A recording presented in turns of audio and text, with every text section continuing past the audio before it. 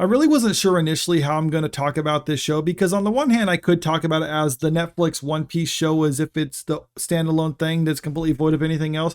But that's not what most people are thinking about because this is obviously adapted from the manga and the anime. So a lot of people are going to make those comparisons to it. So I think what I should be doing is basically just talking about this show and how well it's adapted from the source material.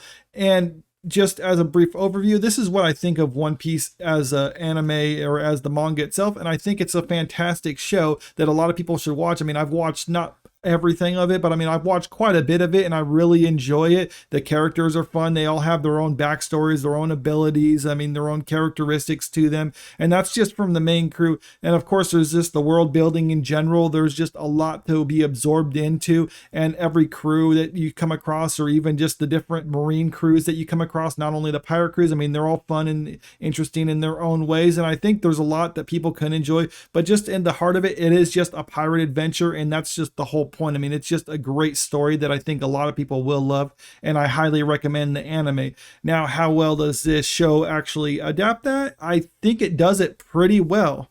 When trying to adapt this to Netflix, they obviously had an uphill battle to climb because you're trying to cover material in less than half the time as what the anime had to cover it, which makes it more of the abridged version of the anime. And on the one hand, that's fine because it does keep the pace constantly going, so there's a lot more momentum to everything and you feel like there's constant action happening. But at the same time, it does leave a lot out because you're not given certain characters as much development as what they had within the anime. Now, don't get me wrong, there was a lot of good character development within this show, and I can get more on that in a little bit, but it does seem like there was certain things left out. Certain emotional moments don't have quite the impact as they had within the anime, and certain other characters and subplots get omitted entirely. Now, the showrunners of this were really adamant that if they were making any major changes or making really any changes, they had to get approval from the creator of One Piece, Ishiro Oda, to make sure there wasn't really like a lasting impact to the story, because he made it where certain things were set up early on that have impacts later on.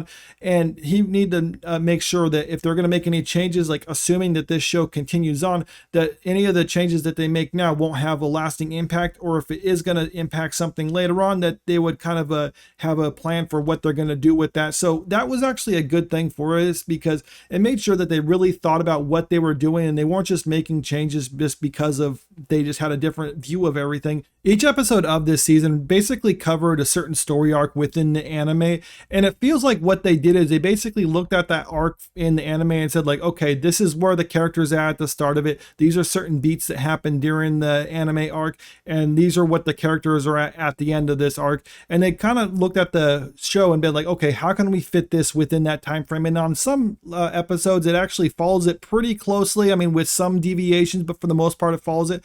Other ones, it deviates it a little bit more, but at the same time, it still does hit those principal points. And if some people are more purists who are saying like it can't deviate whatsoever, well then I'm sorry, this isn't for you. I mean, you can't really do that within the time frame. But I think for most people, they'll actually see this and appreciate that even if they couldn't follow everything, they're at least trying to be as faithful as possible. Speaking of being faithful to the source material, I got to give it to the cast of this, particularly the Straw Hat crew. Now, when the set photos were first released of these characters or these actors who were announced to play the part, I really wasn't sure what to make of it. I mean, it was just kind of like, okay, well, that's who you have. But I mean, the showrunners were really adamant that like, no, Ishiro Oda had to approve of all these people. I mean, they even had announcement videos saying that Ishiro Oda gave them his approval. So it's like, okay, that's some goodwill to the fans. But like, I was like, really, how much approval is he actually given? Is it just kind of like, yeah, he just signs off on it, or is he actually like paying attention to the casting process and he's helping pick out people or whatever? And it seems like he really does help pick out people because everyone who's involved with this seems to really bring their A game, at least really encapsulating the characters. And if you watch certain comparison videos online between like the anime and this show, I mean, it's just like nailing them to a T. I mean, particularly Luffy. I mean, he had a lot to handle with this. I mean, he's the front and center of the whole One Piece thing. And if you don't have a good Luffy, you're not going to have a good One Piece. And he really nailed the characterization adaptation. I mean, having that whole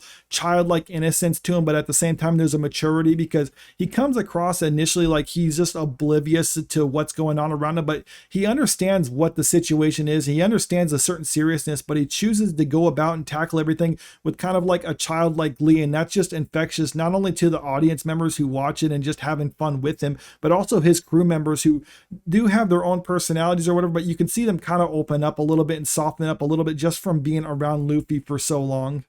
The action and effects were also another highlight to this show.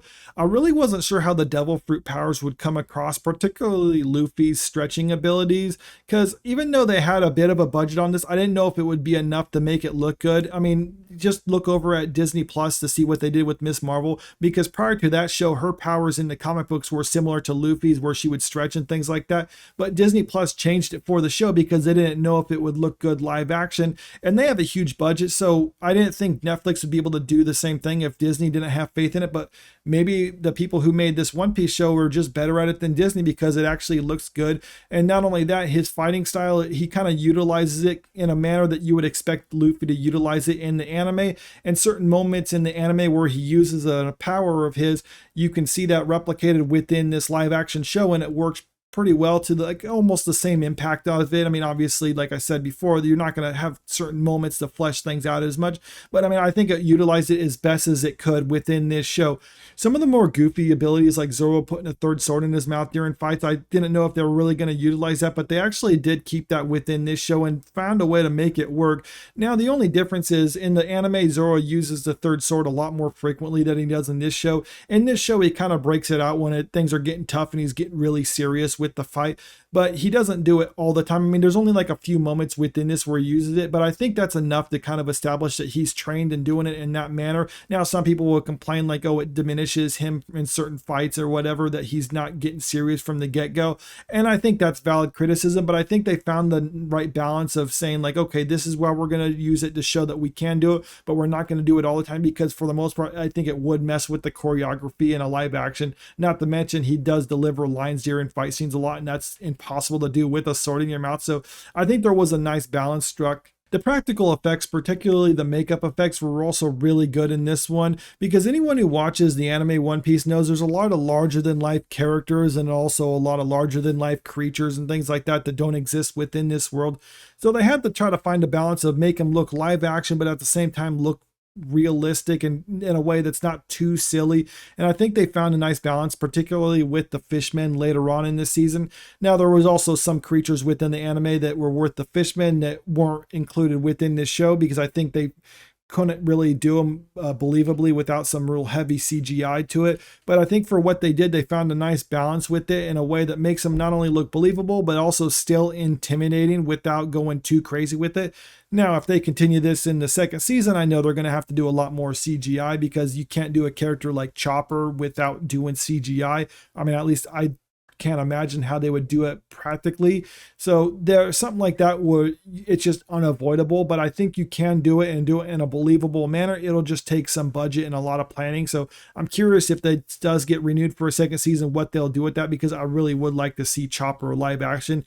All in all, I thought this was a pretty good show, which was really surprising to me, because when I first heard they were adapting One Piece for live action on Netflix, I was just kind of thinking of the joke, like you got the manga, the anime, the Netflix adaptation. I mean, it's a joke for a reason, because every time it happens, it seems to be terrible. I mean, more recently with Cowboy Bebop, and then you hear some behind the scenes stuff on that where it's like the actors don't seem to like the source material, the producers don't seem to like the source material, the writers don't, or whatever. I mean, but with this one, as time went on, I was hearing the producers and the cast and stuff. I mean, they really seemed to love One Piece and love the anime. And it was like, okay, I'm willing to grant that they're actually trying to tell a good story and trying to be faithful to the source material. I mean, I've made videos on this channel saying as much.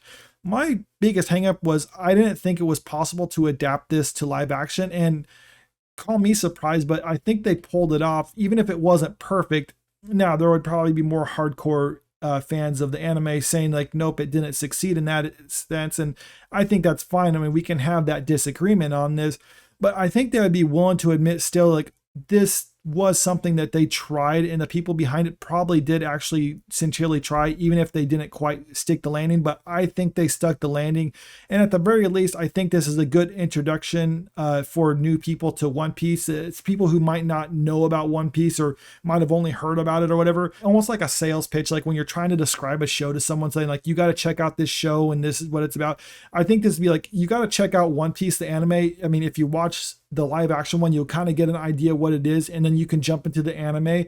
And I would really recommend people, if you watch this show and liked it, really check out the anime, because it's just fantastic, and there's enough episodes. I mean, you're going to be busy for years to come. Just avoid the 4Kids ones if you can find that somewhere, because that's just a travesty. But I mean, I think Netflix does have One Piece the anime, so check that out if you like this show. And if you didn't like this show and thought like, oh, you wish there was a little bit more characterization, a little bit more backstory and stuff like that, check out the anime, because there's more of that. But I mean, if you just absolutely hated this or whatever and you don't like anything about it, well, then this just isn't for you, and I'm sorry. But I mean, we're allowed to have those differences of opinions. Let me know what you think about this, though, in the comment section below. I mean, did you like this? Did you watch the anime? Are you a fan of the anime, the manga?